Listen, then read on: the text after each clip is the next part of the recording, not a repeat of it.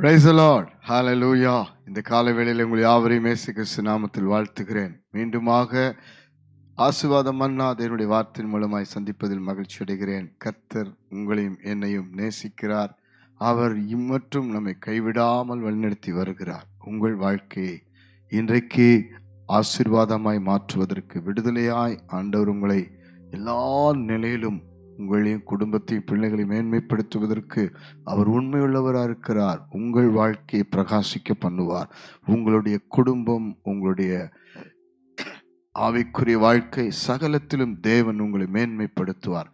மனம் கலங்காதிருங்கள். இந்த காலவேளையில் உங்களுக்காய் பேசுகிற தீர்க்கமான வார்த்தையை பார்த்து நாம் ஜெபிக்க போகிறோம். லூக்காவின் புஸ்தகம் 17ஆம் அதிகாரம் 5ஆம் வசனத்தை வாசித்து பாருங்கள். அப்பொழுது அப்போஸ்தலர் கர்த்தரை நோக்கி, எங்கள் விசுவாசத்தை வர்த்திக்க பண்ண வேண்டும் என்றார்கள். ஹல்லேலூயா, ஹல்லேலூயா. நிறைய காரியத்தை ஆண்டவராய் இயேசு கிறிஸ்துவினிடத்திலே சீஷர்கள் கேட்டார்கள், விண்ணப்பம் பண்ணினார்கள். இது ஒரு வித்தியாசமான ஒரு பாரம், ஒரு வாஞ்சை, ஒரு விருப்பம், ஒரு ஒரு ஒரு மன ஏக்கம் என்று சொல்லலாம். எங்கள் விசுவாசத்தை வர்த்திக்க பண்ண வேண்டும். பிரியமானவர்களே, விசுவாசத்தினாலே நாம் இன்றைக்கு எல்லாவற்றையும் ஆசீர்வாதமாய் பெற்றுக்கொள்ள முடியும். 1 யோவான் 5ஆம் அதிகாரம் 4ஆம் வசனம் சொல்லுகிறது, விசுவாசமே உலகை ஜெயிக்கிற ஜெயம். விசுவாசம் என்றால் என்ன? நம்பப்படுகிறவைகளின் உறுதியும் காணப்படாதவைகளின் நிச்சயமாய் இருக்கிறது. ஆண்டுடைய வார்த்தையின் மேல விசுவாசம் வைக்க வேண்டும். ஆண்டுடைய வல்லமையின் மேல விசுவாசம் வைக்க வேண்டும். ஆண்டவர் நம்மை ரட்சிக்கிறவர் என்று விசுவாசிக்க வேண்டும். பாவத்தை மன்னிக்கிறவர் என்று விசுவாசிக்க வேண்டும்.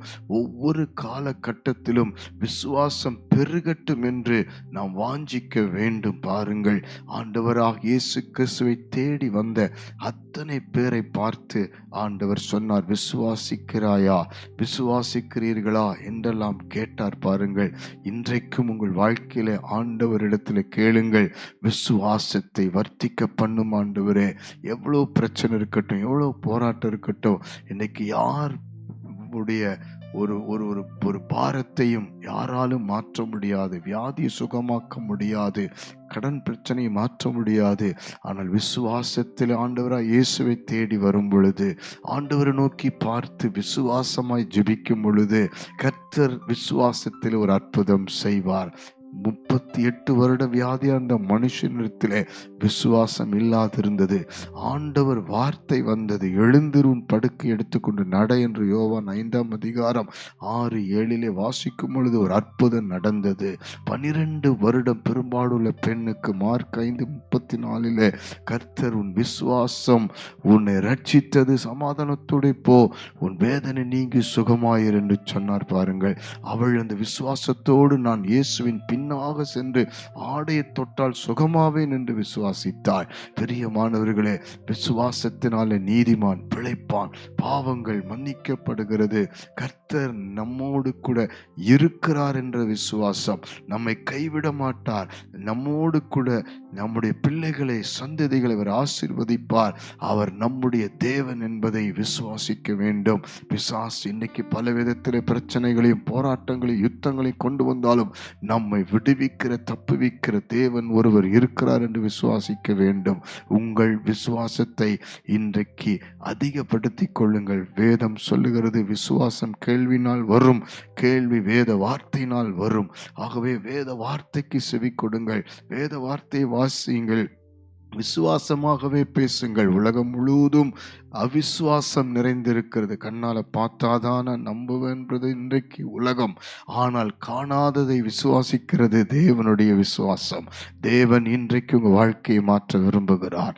உங்களுடைய சூழ்நிலையை மாற்ற விரும்புகிறார்.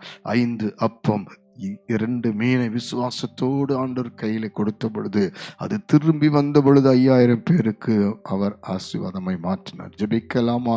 அன்பின் பரலோக பிதாவே, எங்கள் விசுவாசத்தை வர்த்திக்க பண்ணுகிறவரே, ஒரு விஷயம் இந்த காலை வேளையில் ஜெபிக்கிற அத்தனை பேருடைய வாழ்க்கையில் இருக்கிற ஆண்டவரே அவிசுவாசங்கள், சோர்வுகள், அவநம்பிக்கைகள் எல்லாவற்றை எடுத்து போட்டு ஆண்டவரே, விசுவாசமே உலகை ஜெயிக்கிற ஜெயம் என்று எழுதியிருக்கிறபடி இந்த விசுவாசத்துக்கு விரோதமா நிற்கிற சபிக்கப்பட்ட பிசாசுலி கிரியைகளை அழித்து அப்புறப்படுத்துவீராக. வியாதிகள், வேதனைகள், பற்றாக்குறைகள், கடன் பிரச்சனைகள் மத்தியிலே, இக்கட்டுகள், நெருக்கங்கள், போராட்டங்கள் மத்தியிலே உம்மை விசுவாசிக்கிற பிள்ளைகளாய் ஒவ்வொருவரையும் நீர் ஆசீர்வதியும். பாவத்திலிருந்து விடுவிக்கிறவரை விசுவாசிக்கட்டும், சாபத்திலிருந்து விடுவிக்கிறவரை விசுவாசிக்கட்டும், அழிவுக்கு விலக்கி மீட்கிறவரை விசுவாசிக்கட்டும். நம்முடைய வார்த்தையை விசுவாசிக்கிற ஒவ்வொருவருக்கும் இப்பொழுது அற்புதம் நடக்கட்டும். இந்த நிமிஷத்தில் வியாதி படுக்கைகள் சுகமாய் விடுதலையாகட்டும். கடன் பிரச்சனைகளுக்கு வழி திறக்கட்டும்.